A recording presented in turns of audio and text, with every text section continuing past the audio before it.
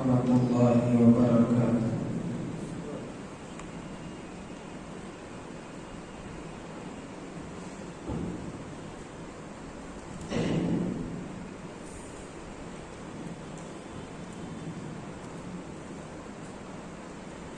ایمان و عقیدت کی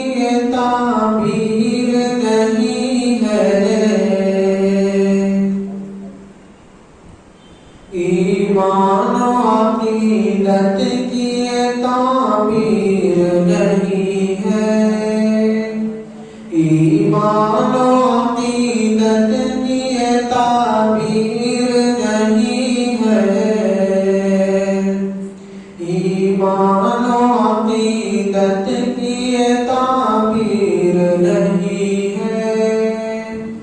ایمان و عقیدت کی تعبیر نہیں ہے، ایمان و عقیدت کی تعبیر نہیں ہے، سینے میں مدینے کی جو تصویر نہیں ہے، سینے میں مدینے کی جو تصویر نہیں ہے، ایمان و عقیدت کی تعبیر نہیں ہے،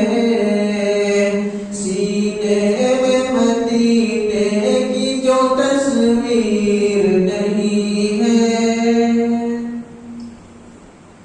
منہ بولتا قرآن ہے سرکار مدینہ، منہ بولتا قرآن ہے سرکار مدینہ، منہ بولتا قرآن ہے سرکار مدینہ، منہ سيدنا مولانا محمد وعلى سيدنا مولانا محمد وصحبه وسلم۔ بزرگوں، حاضرین اکرام، مسجد کے انتظامی کمیٹی کے ذمہ دار صاحب، جیسا بھی میرے دوست صاحب نے بتایا کہ دوسرے 5-7 منٹ کی سماعت کروں گا، مجھے یہاں سے بہت دور حسن نگر میں پروگرام ہے، وہاں انتظار کر رہے ہیں، وہاں جانا ہے، اس سے میں نے کوئی تحریر بھی نہیں کی، یہ جلسہ رکھنے کی جو وجوہات ہے وہ آپ کے ساتھ کرتا ہوں کہ یہاں جو اصحاب بیٹھے ہوئے جو میری نظر جانے الحمدللہ صاحب سمجھ صاحب فکر اصحاب یہاں بیٹھے ہوئے، اور ان کے سامنے کوئی نئی بات نہیں ہے، لیکن پھر بھی باتیں ایسی ہوتی ہے کہ وقت اور حالات کے حساب سے ضروری ہوتی ہے اور اس کو ہمارے سامنے رکھنا ضروری ہو جاتا ہے۔ ناظرین اکرام، الحمدللہ اللہ کا کرم ہے کہ اللہ نے ہم کو انسان بنا کر پیدا کیا، اس کا کرم احسان ہے کہ اس نے کیڑے مکوڑے بنا سکتا تھا، جانور بنا سکتا تھا، کچھ بھی بنا سکتا تھا، لیکن اس کا کرم ہے کہ اس نے ہم کو انسان بنا کر پیدا کیا۔ پھر اس کے اوپر اس سے بڑا کرم یہ ہے کہ انسان کے ساتھ ساتھ اللہ تعالیٰ نے ہمیں حضور اکرم صلی اللہ علیہ وسلم کی امت میں پیدا کیا۔ یہ سب سے بڑا اللہ تعالیٰ کا احسان عظیم ہے، چاہے وہ جواری ہونے دیجیے، چاہے وہ شرابی ہونے دیجیے، چاہے وہ کوئی ہونے دیجیے، لیکن یہ سب سے بڑا ہمارے اوپر اللہ کا کرم ہے کہ اللہ نے ہم کو رسول کی امت میں پیدا کیا۔ اب یہ ہماری ذمہ داری ہے کہ امت کے جو ہمارے اوپر فرائض ہوتے ہیں اس فرائض کو پورا کریں۔ فرائض میں نماز بھی ہے، روزہ بھی ہے، زکات بھی ہے۔ ابھی ہمارے نازوا صاحب کہہ رہے تھے کہ جو قرآن میں کہا گیا حضرت صلی اللہ علیہ وسلم کی ساری زندگی ویسی تھی۔ عائشہ کی حدیث بھی مشہور و معروف حدیث ہے بخاری کی کہ عائشہ سے ایک دفعہ کی صحابی نے پوچھا کہ بتاؤ حضرت صلی اللہ علیہ وسلم کی زندگی کیسی تھی، تو عائشہ نے جواب دیا کہ تم نے قرآن نہیں پڑھا؟ تو کہا تو نے جیسے قرآن کی حضرت صلی اللہ علیہ وسلم کی زندگی میں تھی۔ تو ناظرین اکرام، کہ یہ جلسہ رکھا گیا اسلام معاشرے کا جو طالب علم جو کوشش محنت کر رہی ہے اس کے بارے میں 2-4 منٹ میں آپ کو بتاؤں۔ سب سے پہلی چیز یہ ہے کہ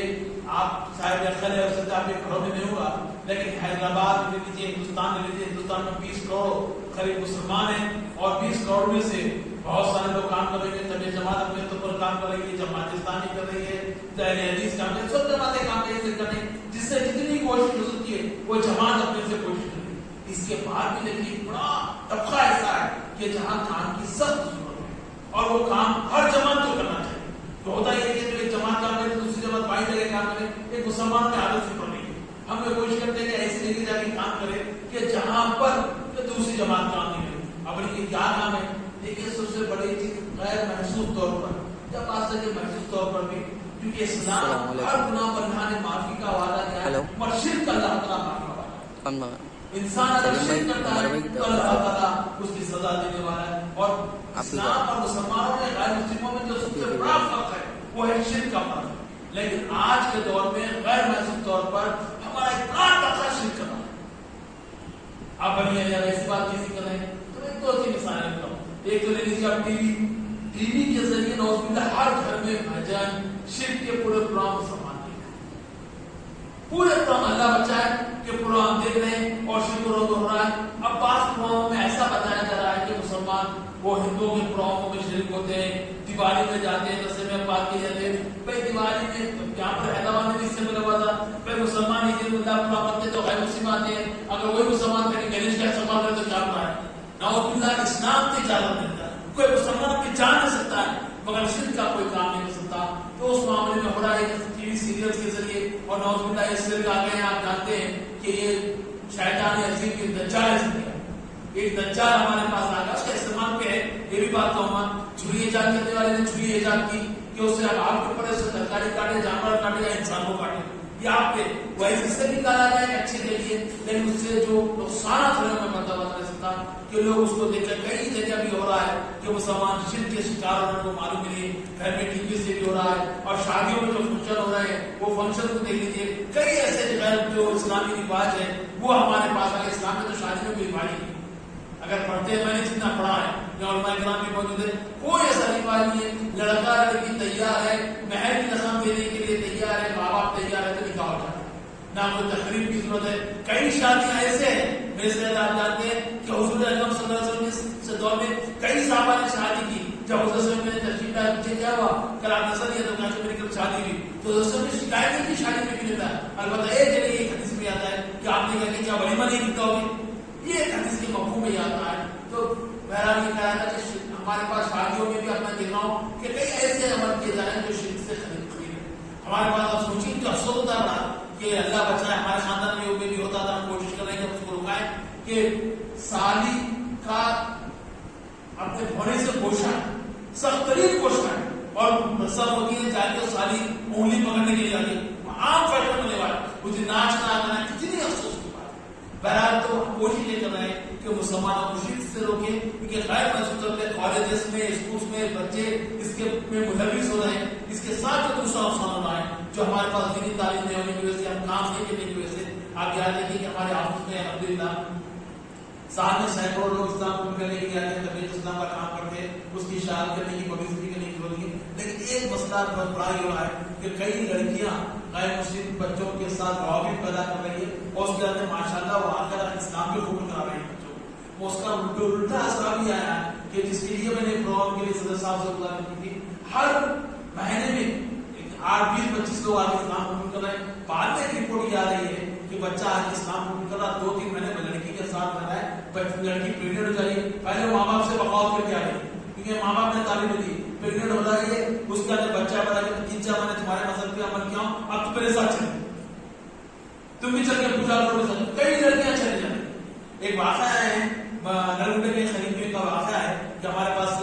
جو لڑکی بھی آئی، لڑکی یہ بول رہی ہے لڑکا کے ماں باپ پیسے والے، اور وہ لڑکی کے لوگ یہ کر رہے ہیں کہ اگر تم دوبارہ ہندو حکومت اختیار کر لیا تو تیری جائیداد حصہ نہیں کرے گی۔ لڑکا یہ کر رہا ہے کہ میں مسلمان بنا جاؤں، ہماری مسلمان لڑکی بول رہی ہے کہ آؤ اپن جا کے 6-7 مہینے وہاں گزاریں گے، تم جائیداد دینے کیا ہے۔ یہ میں آپ کو سنی بات آپ کو بتاتا ہوں، ایسے ماحول سے ہم گزر رہے ہیں۔ ایسے تو اس لیے جلسے لگے گئے ہیں کہ تعمیر ملت کی کوشش ہے کہ آپ جہاں آپ تو ایک اپنے محلے میں، اپنے رشتے داروں میں، اپنے اسر و اقتدار میں یہ کوشش کریں۔ ٹھیک ہے جب جامع کام تو کریں، کئی ایسے محلے جو چھوٹ رہے ہیں جہاں پر اس شرک سے لوگوں کو دور کریں اور مسلمانوں کے کریں۔ آپ یہ لکھ لیجیے بات، ہر مہینے میں کم سے کم 20-25 لڑکیاں غیر مسلم ہو رہی ہیں۔ اب تو بات واقعہ ہے لڑکے بھی ہو رہے ہیں۔ اب تو آپ سوچیے ایک جگہ کا آیا کلاس کا وہ کون سا نظریہ، اس کا نام بھی مجھے یاد نہیں آتا، ہم سوچنے پہ لگ گئے۔ آپ سوچیے کہ ہمارے خاندان کے، ہمارے قبیلے کے، ہمارے شہر کے 20-25 لڑکیاں غیر مسلم ہو رہی ہے۔ آئیے میں آپ کو ریکارڈ بتاتا ہوں، میں نے ہوا میں بات کرنے والا نہیں، ریکارڈ ہے پورا اس کا، اس کے اوپر ہم کو کام کرنا تھا، اس لیے ہمیں ریزلٹ سے اٹھا چاہیے۔ دوسری اس کے ساتھ ساتھ جو اہم بات تھی، नौजवानों की तादाद है, आपके बच्चे न होंगे, लेकिन याद रखिए हुज़ूर सल्लल्लाहु अलैहि वसल्लम की हदीस शरीफ के मुताबिक एक मुसलमान सारे एक जिस्म की तरह, अगर पैर में तकलीफ होती है तो जिस्म सारे वो पैर की तकलीफ सारा जिस्म महसूस करता है। याद रखिए हमारे आजकल नौजवान बच्चे नशे की आदी हो, नाइट में आप जाएंगे रात में 2-2 दिन पहले बाहर बैठते हैं, हमें पुलिस दे दीजिए तो उनके जाते हैं, या बाजू जाके देख लीजिए, यहाँ तो मस्जिद में अल्हम्दुलिल्लाह साहब बात 12-1 बजे निकल के देखिए 2-2 दिन बजे तक बच्चे रोडों पर रहते हैं, नशे के, चर्च के, अफीम के, गांजे के, वो लत पे पड़े हुए। और ये तो मल्ले में भी है, ये हसन नगर चले वहां भी है, पानेश्वर में भी है। मैं मोइनुद्दीन के एक साथ से बात कर रहा था, सदर मतलब भी वहां मौजूद थे, मैं बोल रहा था कि अपनी प्रोग्राम ऐसा बनाना कि रात को निकलना है, 8-10 लोग निकल के जाके बच्चों से बात करना। तो वहां पर हमारे साथ साथ बोले भाई आप कहाँ जाके बात करते हैं, वो बच्चों को चापा होगा तो समझाने का वो लोग हमें हमला करने भी जा रहे। ये हमारे नौजवानों के खिलाफ कैरेक्टर बन रहे हैं, इस पे भी काम करना है। ये कोशिश ये की थी कि यहाँ नौजवान जमाओ, बहरहाल मेरा काम है कि ये दूसरी चीज ये थी कि इन बच्चों को हम सुधारें जो गांजे के दूसरे चीजों के लोग चैताई हो गए और सिर के सजीव में जो बुराई आई है वो 31 जो आयता तो खत्म करूंगा, कि मैंने सोचा था 10 मिनट में तो खत्म करूंगा। मैं समझता हूँ कि यहाँ जो असाब बैठे वो तो इस चीज से पाक साफ होंगे, लेकिन ये आपकी जिम्मेदारी है, मेरी जिम्मेदारी है, अपने खानदान में अपने महल्ले में काम करें। ये तीसरी जो सबसे बड़ी बुराई समझ में शादी में खाने पीने का था, चलिए बर्दाश्त किया था, लेकिन पिछले 1 साल से जैसे ये लॉकडाउन खत्म हुआ उसके बाद से जो शादियां हो रहे हैं शहर में, मैंने जिंदगी में मैं भी हैदराबाद से पैदा हुआ यहाँ तक पहुंचा, इतने बाजे इतना नाचना गाना जो शादी खानों में हुआ मैंने कभी नहीं किया। हर शादी में नाचना गाना, शादी इतनी आसान हो जैसे हमने कहा, जैसे कहने से शुरू का मफहूम है कि शादी को इतना आसान बनाओ कि जिना मुश्किल हो जाए, और आज मुसलमानों ने शादी को इतना मुश्किल बना दिया कि जिना आसान। कई वो वाक़या जो इंशाल्लाह गुफ्तगू में आएंगे कि शादी के इतने बाजे नाचना गाना अजीब और गरीब महफिल हो गई, और अल्लाह माफ करे असल में निकालते हैं, आली जनाब असल में निकालते हैं, मस्जिद में आके निकाह होता है, उसके बाद नौशा पहुंचा जाते 11-12 बजे बाजे के साथ। कितनी तो शादी देते वापस आ जाते, 90% शादी में ले लेते हैं जब बाजा हो जाए। लेकिन अफसोस होता है कि मुसलमान परसों हमारे साथी थे, काम करते थे, हमारे नौजवान साथी हमारे ये थे, कभी उम्र थे, शादी की दावत दी, मैं शादी में देखा ऑफिस का काम था, बढ़ रहा था, तो मगरिब को सुना है मुझे उमर भाई अब शादी में नहीं, वजीर लीग का निकाह था, मैं शादी में आप कैसा भी शामिल रिसेप्शन में आया, चलो बच्चा इतना अफसोस कर रहा होता है, ऑफिस से पढ़ने के बाद एक कुरान में 11:30-12 बजे का उसकी मुश्किल से मेरे सामने 15-20 हज़ार में तनख्वाह। जब मैं शादी खाने के बाहर पहुंचा तो मैं ढूंढते खड़े हो गए कि वो बच्चा जिसकी 15-20 हज़ार तनख्वाह है, जिसको रहने के लिए शादी करनी है, वो बड़ी बारात ले लेके आया और वो बाजे बजने। मैं तो वहां से देख के मैं हो गया, मेरे साथ हमारे नौजवान भी थे, हम मुड़ के चल कर गए, उससे जाके मिलना चाहता नहीं था, उससे दूसरों को मैंने फोन किया, इतना सोचा कि कितना खर्च ना होगा, सूद पे लिया होगा, बगैर सूद के मिलेगा सर। ये हमारा माहौल बन रहा है। अगर याद रखिए कि अगर हम ये सोचते हैं कि मेरे घर में ये माहौल नहीं है और मैं इससे बचा हूं, तो याद रखिए घर के माहौल आम होगा तो आप भी नहीं बच पाएंगे, आप भी बच रहे। ऐसे कई वक्त होगा कि मुझे अच्छी तरह से याद है, मैं पुरानी किताबें पढ़ रहा था, तसल्ली सुनता था, खलील हसन साहब ने जो उस जमाने में सादात पूरे हिंदुस्तान में होते थे, तो आपने औरंगाबाद वगैरह के तखारी तो मशहूर है, महाराष्ट्र में जब दौरा किया तो उन्होंने कहा कि आप सादात हो सकते, तो लोगों ने खलील हसन साहब को मजाक उड़ाया और बाद में आप बड़े पैमाने पर सादात फिर वही कानून जाने का इमदाद का काम किया। तो ये आज ये देखिए ये सुलूक वैसा नहीं, इस्लाम को मुसलमानों को कमजोर करने के लिए बहुत सारी बातें, ये 3-4 बातें जो आपसे कहा कि हमारी लड़कियां गैर मुस्लिम बच्चों के साथ जा रही है, इस पर हमको नजर रखना चाहिए। दूसरी बात कि हमारे बच्चे नशे के आदि और नमाज उनकी उनकी आए नहीं मानना, ठीक है, इतना अच्छा महल है। मेरा आपसे गुजारिश है कि यहाँ काम चलता होगा,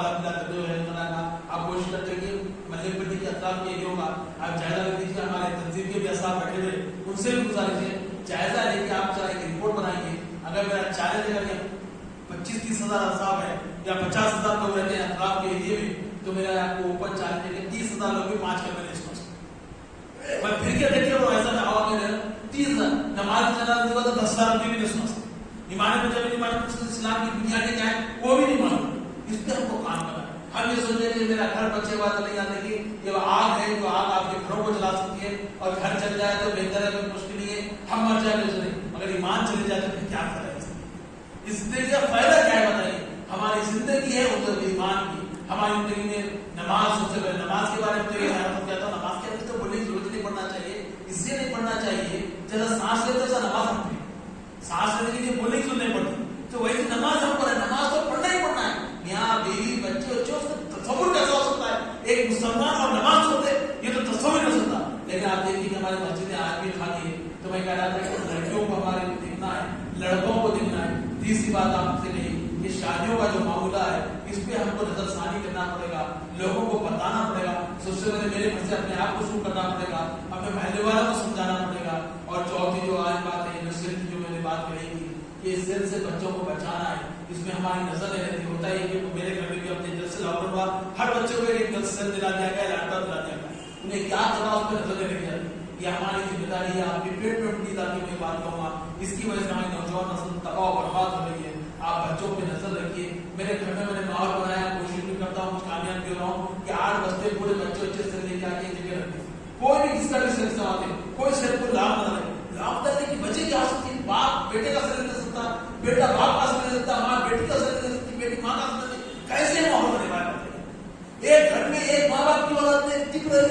ऐसा हो नहीं सकता है। इस्लाम में जैसे तालीम नहीं दी, तो आप देखिए कि इसके इस्तेमाल को भी आप सही बनाइए कि बच्चों पर नजर रखिए। और एक आखिरी जो बात मैं आपसे कर रहा हूँ कि 5 मिनट आप लोग पढ़ते हो क्योंकि आप दूसरों को बढ़िया आप सुधारेंगे कि आप इन सब चीजों के साथ कम से कम आधा घंटा अपनी फैमिली के लिए और रहने वालों के लिए दीजिए। फैमिली में क्या है कि फैमिली को लेके बैठिए, आजकल के हालात क्या उसके आप बच्चों को मालूम होना चाहिए कि आज क्या चल रहा है, इस्लाम के खिलाफ क्या साजिश हो रही है, मुसलमानों के खिलाफ क्या साजिश हो रही है, हैदराबाद में क्या हो रहा है, दूसरी जगह पता है किस आप अखबार पढ़ना छोड़िए, न्यूज देखना छोड़िए। हम इतने को सीख जाते थे, पहले होता था कि अखबार वाले भी परेशानी के बाद अखबार चल रहा नहीं, तो कम से कम 15-20 मिनट बच्चों से आज मौजूदा हालात पे बात करिए, उनसे आपके दिल में क्या है बात करिए और कोशिश करिए कि आपके बच्चों से दूसरे बच्चे सुधरे, उन तक आपका पैगाम पहुंचे, इस्लाम का पैगाम पहुंचे। आपका पैगाम मेरा पैगाम इस्लाम का पैगाम है। ये चंद बातें थी और इसके लिए मैं आज में हम काम करते ही सुलेमान सिद्दीकी साहब का हर जगह मैं फार्मूला दे रहा हूँ। सुलेमान सिद्दीकी साहब आनंद के नायब सदर थे,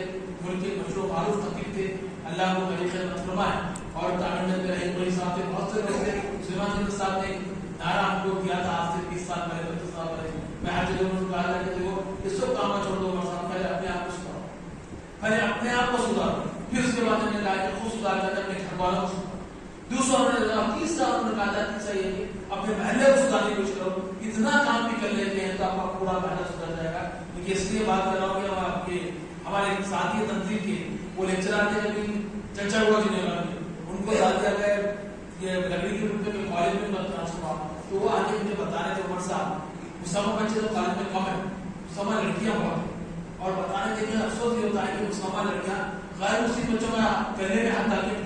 उनके गाड़ियों में लेके ढूंढे, क्या करना मैं बोल नहीं सकता, आप कुछ तो भी इस बारे में करिए। तो ऐसा खराब माहौल बने हुआ है, इस पे हमको काम करना है, आगे बढ़ना है। ये फिर एक दफे कर रहा हूँ, हम तो सुधरे हुए होंगे, कर सकते होगा, लेकिन बाजू वाले पड़ोसी का भी आपसे सवाल होगा कि हज़रत की हदीस से करते हुए मैं गुफ्तगू खत्म करूंगा। सोचिए हज़रत ने क्या पैगाम दिया था, जो हज़रत ने आगे क्या घंटे में अच्छा सालत बनता है तो उसमें पानी ज्यादा डालता है, उससे शोरबा ज्यादा होता है और पड़ोसियों को भेजा जाए, कोई पड़ोसियों को भेजा जाए। इतना हमसे हमारी ताकीद की, तालीम की, लेकिन आज हमारे दोस्त हमारे बच्चे ईमान से हट रहे हैं, ईमान से दूर हो रहे हैं, शिर्क में मुलविस है, नशियाती चीजों पर